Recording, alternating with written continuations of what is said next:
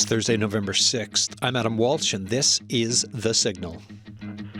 Today on the show, we will talk about the aftermath of Hurricane Melissa, a local fundraiser to help with Jamaica's recovery, and the impacts of climate change and the cost of that. The New York Times today. Hurricane Melissa's path through the Caribbean last month was made more violent by climate change, according to a scientific analysis released Thursday. Researchers from the group World Weather Attribution found that the storm had a 7% stronger wind speed than a similar one in a world that has not been warmed by the burning of fossil fuels. They also found the rate of rainfall inside the eye wall of the storm was 16% more intense. Melissa made landfall as a Category 5 storm in Jamaica on October 28th with, Cat 5 wind speeds. And so that means for Category 5, 252 kilometers an hour or higher. So think about what that would do hitting where you live or any other place, right? So that's the wind speed on it. And from this group, and do look them up. I've talked about them on the show before, but World Weather Attribution, from them, they've said even a small increase in wind can cause substantial damage. So any bit of an increase, so this intensity caused by climate change, the boosting of it causes more damage, more loss of life, which is what has happened. And I've got two people in the studio with me now, two people in our Newfoundland and Labrador community who are also part of the Jamaican Canadian community. Kassi, Drodge, and Didan, Ashanta, Wedderburn are here. Thank you for coming in, both of you. Thanks for having us, Adam. So I'm thinking about, your family's back in Jamaica. Didan, before we get more into some of the specifics, one of the reasons why I reached out is because there's something happening this week, and there's a fundraiser. So I will ask you about it now, and at the end of this show, I will ask you about it again. And I might ask you halfway through this chat too, but just tell us what's happening. So on Sunday, November 9th at 6 p.m., we are gathering at First Point, which is at 30 Harvey Road, to have a benefit concert. So this is One Love Jamaica. It is a Hurricane Melissa support fund that we're raising. This is the first of many efforts that we'll be doing to bring the relief, the recovery, and help our people back home rebuild. And we really want to invite people to support. You can grab tickets on Eventbrite. It's $25 per ticket. If you show up at the door, it's $35. But it's not just about the ticket or the concert. We have amazing people who will be performing, people from so many different cultural backgrounds that call St. John's home, who will be supporting us through their time and talent. But it's about you throwing something into the bucket that can make a big difference in life and livelihood for many people on an island that Newfoundland has had a long relationship with. Yeah, for the history of this province, the history of settlers, salt cod, rum and molasses, right? The history, like the links are there. Yeah. And family links too. You name it. You were here end of July. I looked it up, July 31st. We were talking about the Jamaican Association of Newfoundland and Labrador. Yes. And that start. I know it's a tough time. Like checking in on each other here and checking in back home. How's everyone coping with what's happened? Well, while in studio, I just received word that at Memorial University, they have a lot of the Jamaican and other Caribbean student staff are putting together a support group because we're in a heavy, dark place. If you work with a Jamaican, live near a Jamaican, and you see them going about it for many of us, it feels like being a zombie. You're going about your everyday, but you're falling apart inside. As the days pass, some of us get to hear from our family members, but it's rough. Yeah. Well, I'm thinking about family back home in Jamaica and thinking about the community here. Kassi, thanks for coming in too. Thanks for having me, Adam. Remind folks a bit about yourself and just how, because you're helping out with this as well. Yeah. So from my perspective, those of you who listen to the show, I'm here pretty often talking about climate change and what we can do about it from a Newfoundland and Labrador perspective. As well, I share a Jamaican background. My dad is from Clarendon, Jamaica. And so I do have some family, including some sisters who are living over more so inland. Thankfully, while this was happening in late October, I was able to maintain communication with my sisters, which I felt very lucky, but also I grieved for those who couldn't make contact with their family members. And I felt very thankful to be working in the space of climate change and adaptation and mitigation, to be able to ask my sister those questions around, do you have your emergency preparedness bag? Do you have information around what shelters are available if your power goes out? If Wi-Fi or networks start going down, because we saw a lot of lines go down during those high winds when Melissa was just making land. I do a lot of climate adaptation and emergency preparedness here on the island of Newfoundland and Labrador. I just came back from Port aux Basques. We held a eco-cultural lab there, which focused on Hurricane Fiona and the effects that Port aux Basques felt. And it was very hard to listen to folks trying to build back even 3 years later after the storm. And it's even heavier now as I resonate with what has happened in Jamaica, as well as what happened on the west coast of the island. I think that there's a lot of synergy. There's a lot of loss that's felt between Jamaica and Newfoundland. Our rural communities, our coastal communities are oftentimes exposed to extreme weather and oftentimes left behind when it comes to distributing resources and mutual aid. So a lot of my work focuses on redistributing those resources, especially to those communities who aren't reachable by car. I'm looking at The Guardian now. Jamaican Prime Minister Andrew Holness has said last week's Hurricane Melissa, the strongest ever storm to hit the country's shores, caused damage to homes and key infrastructure equivalent to roughly 28 to 32% of last year's gross domestic product. Holness told the Caribbean nation's lower house the $6 billion to $7 billion estimate was conservative based on damages assessed so far, and short-term economic output could decline by 8% to 13%. Now, behind these numbers, it's people, right? It is people who are impacted now and people who will be impacted well into the future for Jamaica. Didan, we were talking before the show of just when you have in a lot of ways an unimaginable extreme weather event like this hit somewhere.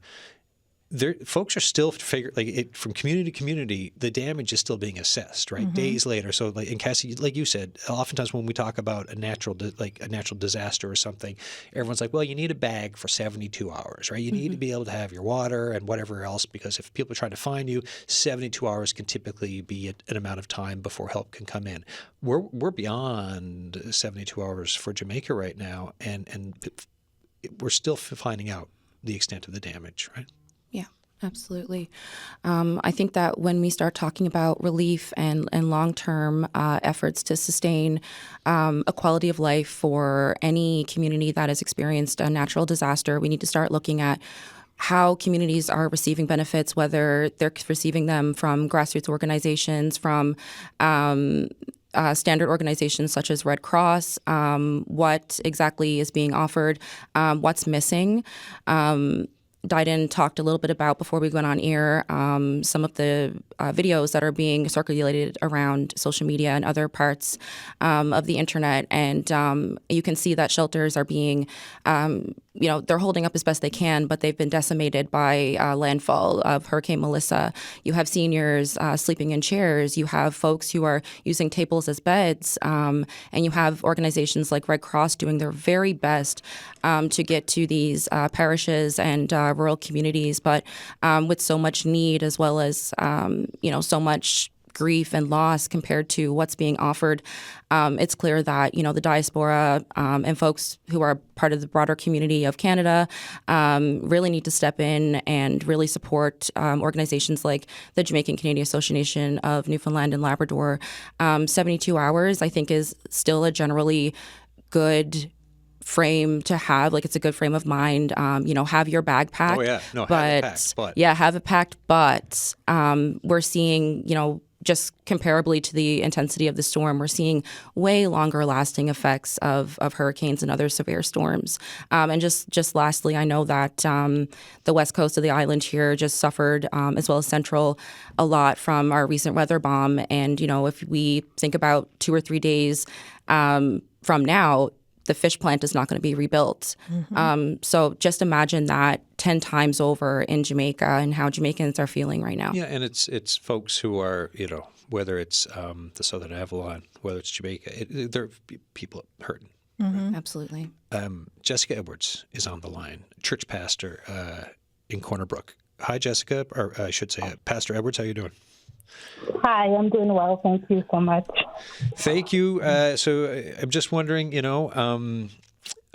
you two are part of the diaspora for Jamaica. I'm just wondering how you're doing and just your thoughts on the unfolding situation and folks trying to get together to send some help back to Jamaica.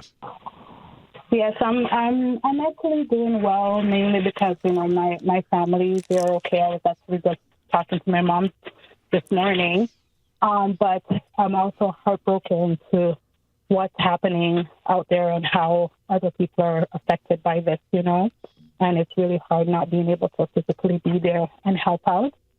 We have an organization, our church has an organization called ADRA, and so they are currently in Jamaica right now offering supplies and help to the people there, so that gives me comfort knowing that there are help and other organizations down there that are offering help to the people.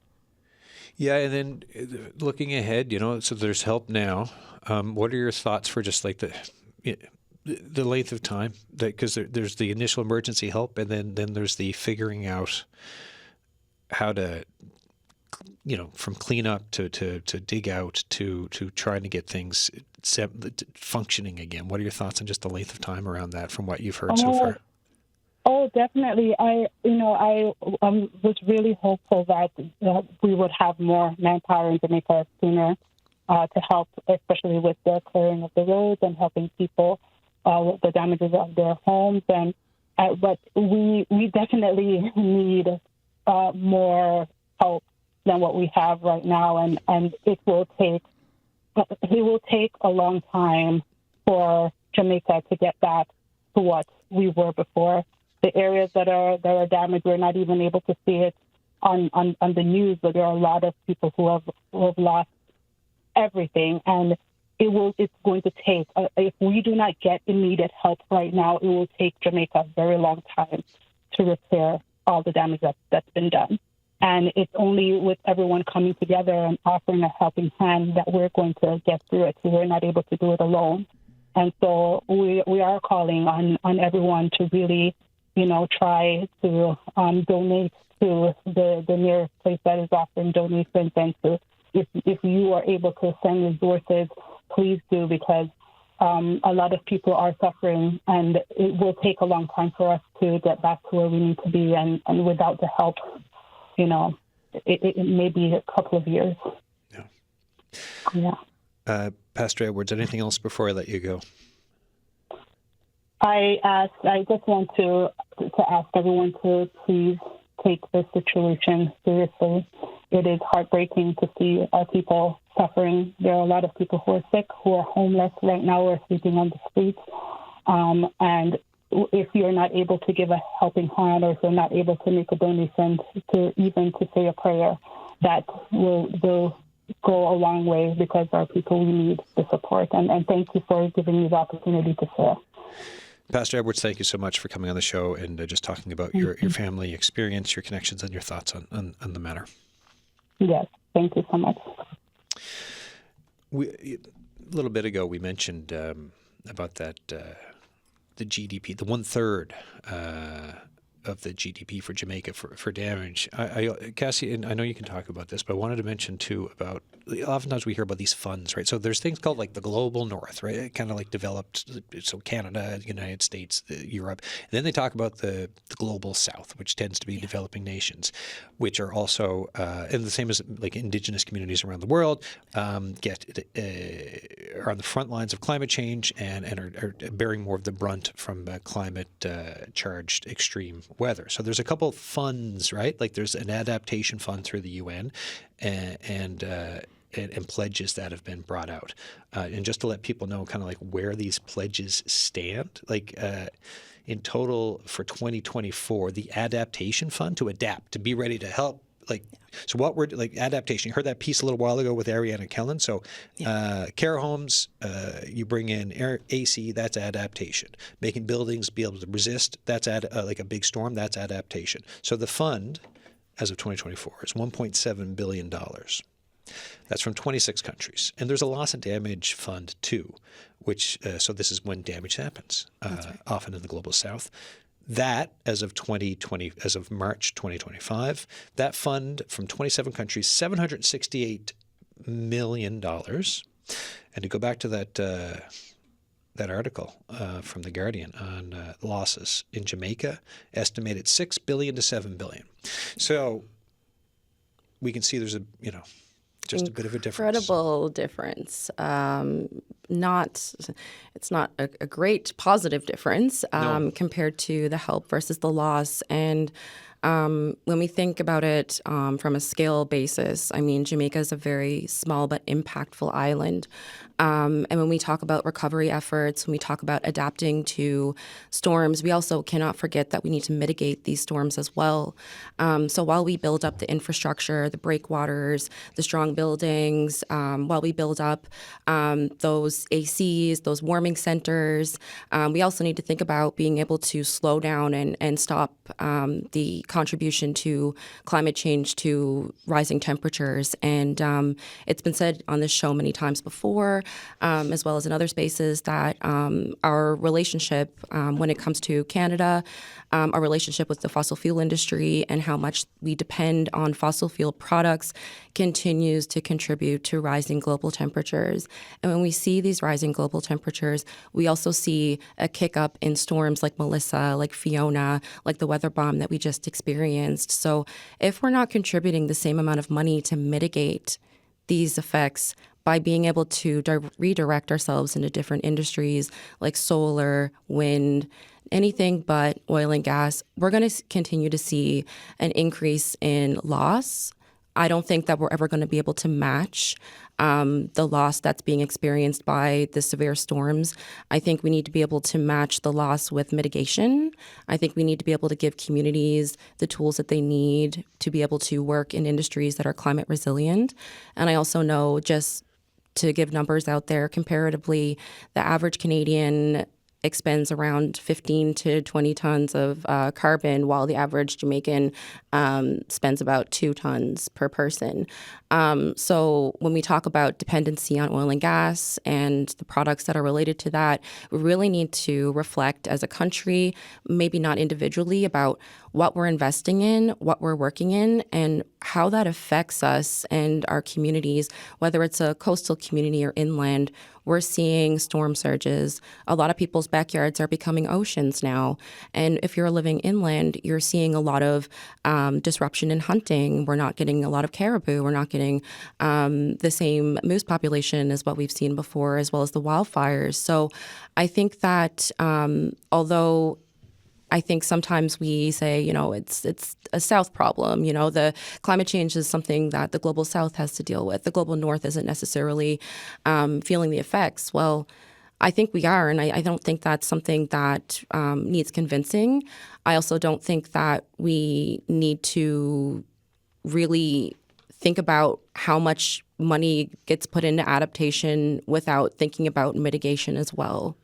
Great points. And I'll also encourage folks to either check out my colleague Patrick Butler's reporting from, I think, a year ago we talk about Saint-Pierre and Miquelon, right? On Miquelon. So to use my English accent, Miquelon, you got folks moving to higher ground, moving their homes, right? Absolutely. Managed, they're retreating because of this issue. And The Guardian also did an English version this week on that very issue. And to let people know, we're talking about Jamaica here, the recovery for Hurricane Melissa. The population of Jamaica is about, as of 2024, 2.8 million people. Megs Scott is on the line now with Fridays for Future. Megs, thanks for coming on the show. Hello, thank you for having me. There's a climate so I want to, again, we've got this big umbrella topic for today's show for climate change. The main portion of the show is talking about this Hurricane Melissa and Jamaica, and also a local fundraiser this weekend to try to help with recovery.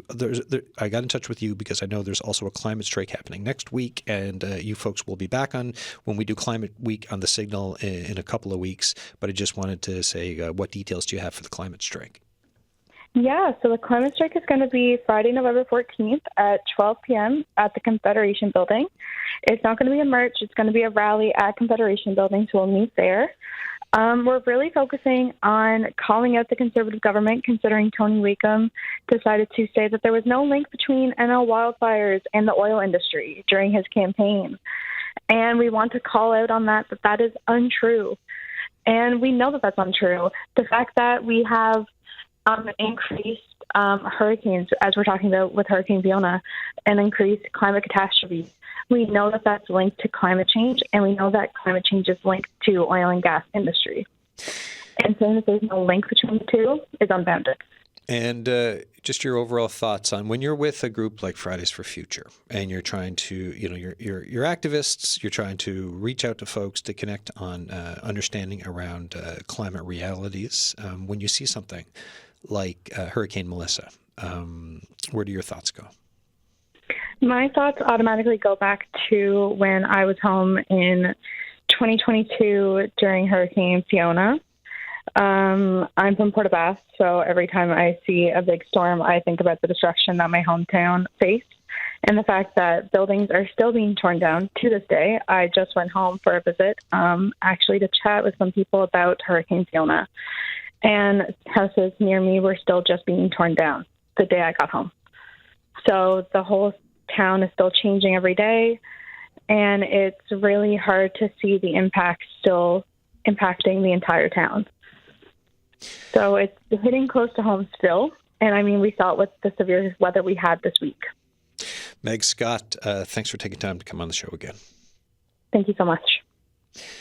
And I will say, folks, that comment about the campaign and wildfires and climate change, I asked Premier Wakeham about it on the This is Newfoundland and Labrador podcast. If you want to hear the answer and his clarification around his thoughts on it, go listen to that second episode. It is available wherever you get your podcasts. You're listening to The Signal. I'm Adam Walsh. Didan, you want to, I said, I'd ask you 3 times. Remind folks about what is happening this weekend. So the One Love Jamaica Hurricane Melissa Support Fund concert is happening on Sunday, November 9th. We start at 6 p.m. Come down to First Point. That's at 30 Harvey Road. It's $25 if you grab your tickets now on Eventbrite, or $35 at the door. We have performance like J Hart, that's a Billboard topping singer-songwriter. We have Eldin Hussick and friends who are coming down, which include vocalists from Sam the Band.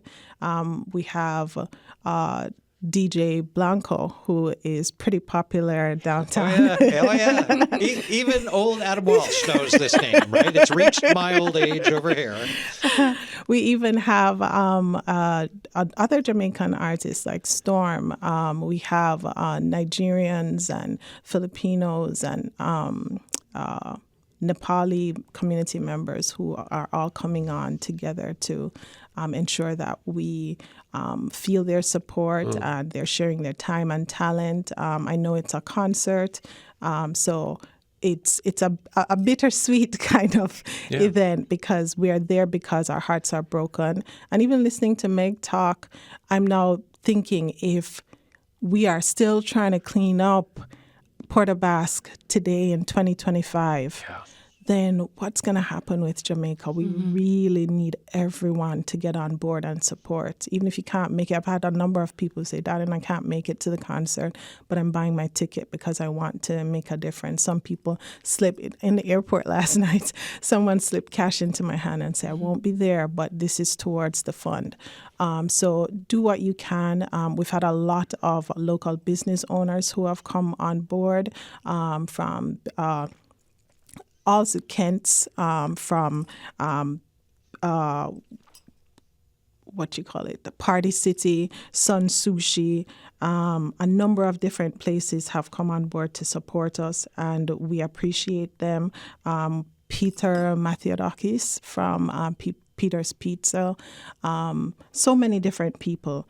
And it tells us that the love between Newfoundland and Jamaica is still strong, from St. John's Fish Exchange, from Bogart's Jewelry, Richard and AJ, Stephen Hancock from Loose Tie Restaurant, Green Sleeves, even Gustavo and Yaw from 1949 Barbershop, Island Glow Med Spa, Colon Beauty, a lot of people.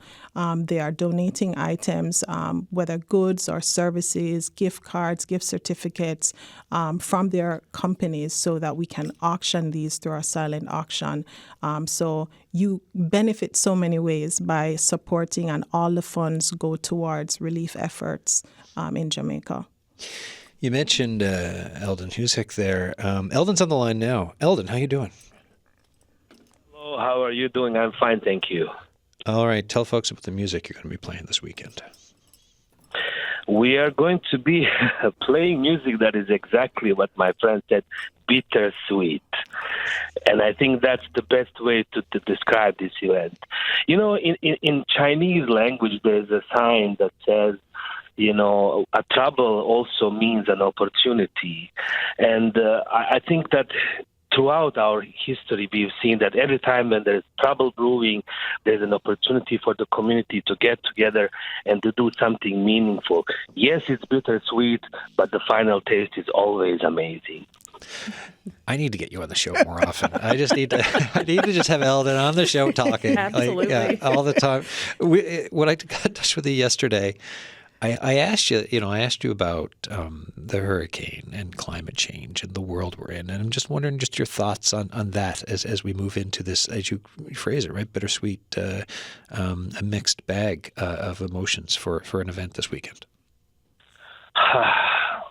The climate change is definite. You know, it's something that can be observed, especially here in Newfoundland. I always joke that the global warming is doing wonders for us. It's destroying the planet, but we in Newfoundland are having wonderful weather.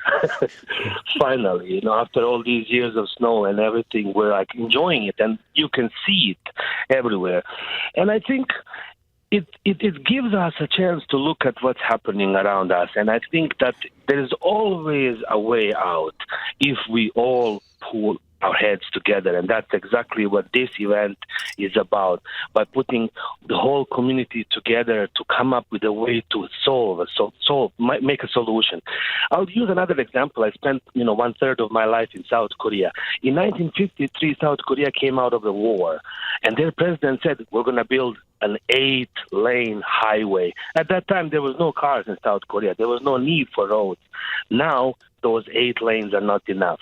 So there's always an opportunity to see something good happening out of it. Look what happened to St. John's in 1892, and we built a beautiful city after that. So hope springs eternal. That's the message that we always want to send with our music, with our participation in everything. You know, Jamaica has given so much to us. Yeah. So it's time for us to give back. Well said. I know you're at work on your lunch break, taking time to talk to me again here on the show. So, Eldon, thank you so much, and good luck this weekend. It is my pleasure. You know, this is all about, what kind of world we're leaving to our children. So I'm, as a teacher, as somebody who spends all my time with children, I always look to the future and say, like, okay, whatever I don't do today, they're going to have to face tomorrow. So the more I do now, the less they have to face with tomorrow. Thank you again, sir, as always. Likewise, pleasure. Cheers. Eldon Husick there, teacher, musician, man of interesting words. You're listening to The Signal. I'm Adam Walsh. Today on the show, climate change is it's the theme through the show, the main topic of the show today.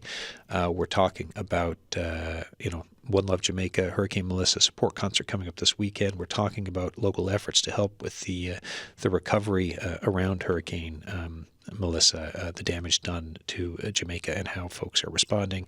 My two guests in studio, Didan Ashanta Wedderburn and Kassi Drodge, both have been on the show numerous times before and are back here now today with this conversation. Any other thoughts on, Didan, you've been, you're texting through the show with the organizing and stuff. Any other updates? Because every time I can check back with you, well, actually, I got a text from so-and-so about this, such and such a thing. I won't share any other updates. I just want to thank the entire community. The concert is on Sunday, but we're already feeling strong support. We just want more people to be informed. I know when we rely on social media for a lot of our news updates, and a lot of people can't see the news coming out of Jamaica because of our social media rules and stuff. Yeah. It's for me prepping for today's show, I was going I do for every show. I go for specific trusted news sources and I search it out, right? But also, yes, if I look at certain social media sites, I haven't seen stuff because of what you said. Yes. I've had people stop me and say, oh, so in Jamaica, everyone's good, right? You're past the worst. And I'm like, the worst is yet to come because it's a really dire situation. People who have even gone in to help are traumatized by what they've seen. So I'm asking you, just so you can know what it is that you are contributing to and you can think of ways that you can help, please go ahead and search for social media platforms run by Jamaica news media like TVJ News and CVM TV News, the Jamaica Gleaner, the Jamaica Observer. Look for the Prime Minister's account. Look for media coming out of Jamaica. We can see those. You probably can see things by CNN and other outlets, the BBC and so forth. The word is out there, but you have to search for it because it's so easy to be consumed with your own lives and your own worlds and not realize that everything that happens to each of us impacts everyone else around us. Yeah. Yeah, I mean, look, I'm on Television Jamaica right now on YouTube, special press briefing, Hurricane Melissa recovery. That's live, happening right now. Other bits there, like some St. James residents completely marooned, impassionate plea for help, Cave Valley residents. It's a lot, right? It's a lot. They talk about the human loss, the damage. It's a third of the island. Yeah. Imagine 1/3 of Newfoundland, just the island, being marooned, being houses, entire communities flattened. People are literally living outdoors. Yeah, and so the winds a couple nights ago, right? Down the highest one, I think, from my memory, Southern Avalon was the highest gust was 172 kilometers an hour. So if you go down St. Mary's, I mean, the worst winds they faced, and you have the damage there, and also as in the news and what we're covering for CBCNL, you've got the loss of the fish plant. 172, and to remind folks again about that, the wind speed for a Category 5 hurricane, 252 kilometers an hour or higher. Yep. Right. So then you just think if a Cat 5 were to hit here, and then try to figure out, well, how are folks, in Conception Bay North doing? How are they doing in the Southern Avalon? How are they doing on the halfway through the island? Right. It's all these types of things that is ongoing in Jamaica. I remember one lady recounting her experience. Her roof had gone off, and so things are falling in. And so she's trying to get outside. She's telling her family, let's get outside. But when she opened the door and the door ripped off, she looked outside and she says, I feel like I'm inside of a blender. Because roofs are flying around her. Machinery has been picked up by this wind and is going. So literally she's frozen. She can't stay inside her home because things are falling in, and she can't step outside because she's going to get hit by something. Yeah. And this is what everyone, and now you're trying to get food and water, safe drinking water. At this point, that's it. It's like critical. Food, water, clothing, medication, That's really where we're at. We're at crisis. It looks like a war zone. Yeah, I mean, it's a country, like you said, to have a country, it's all triage, right? And just trying to get by until you can be like, okay, now how do we move forward? Yeah, absolutely. 2 minutes left. Kassi, any thoughts before we're done? Yeah, I'll try to sum it up in 2 minutes. You know me, I'm a yapper. I mean, eventually the news is just going to cut in, but it's all fine. Right, it's fine. I'm used to being cut off. I think regardless of what catastrophe we face, whether it's Melissa, Fiona, Katrina, we are our biggest strength. Your neighbor is your biggest strength. Whether you are an island to island neighbor, whether you live down the street, show up for your neighbor. Jamaica, show up for Newfoundland. Newfoundland, show up for Jamaica. We will make way. We will head into it. A Plymouth Switcher led boxcars around state. Don't know where that came from. That's You fine. still have time. That Okay. wasn't what I said. You Okay, still have sorry. time, so keep going. Okay, the momentum is still here. We still have each other. And when just lastly, this story stays in my mind from Port aux Basques, someone's grandmother. If it wasn't for the surrounding communities, that person's grandmother wouldn't have had adequate food, adequate shelter, adequate safety. Stable resources was a huge concept for Port aux Basques, and I think it's going to be similar for communities in Jamaica. If we can offer those stable resources through camaraderie, food, medication, then let's do it. Newfoundland has gotten through worse, Jamaica has gotten through worse, and we will come out through this stronger and better than ever. Thank you so much. And Didan, how do folks get in touch to figure out, just to get more details again on The this best weekend? place to go is our social media accounts. That's on Facebook and Instagram, JCANL. JCANL. All right. Thank you both for this. Thank you for coming in. I'm again thinking about Jamaica, Jamaicans, the diaspora, and our communities. So thank you. Thanks you for Adam. having us. That's it for the show. The Signal at cbc.ca if you want to get in touch. The Signal line, 709-576-5260. A couple of show bits and bobs for you tomorrow. John Gushu may be retired, but he's not allowed to retire from doing trivia with me. Tomorrow's trivia day here on the show. I got a couple of really good books to give away. So do tune in for that, and also do more than tune in. Phone in and try to stump us, or we'll stump you. Monday, we are in Conception Bay North talking about rebuilding efforts, and you will hear from folks on the ground who are rebuilding from this summer's wildfires. And I'm sure climate change will be part of that conversation as well. Thank you all. Cheers.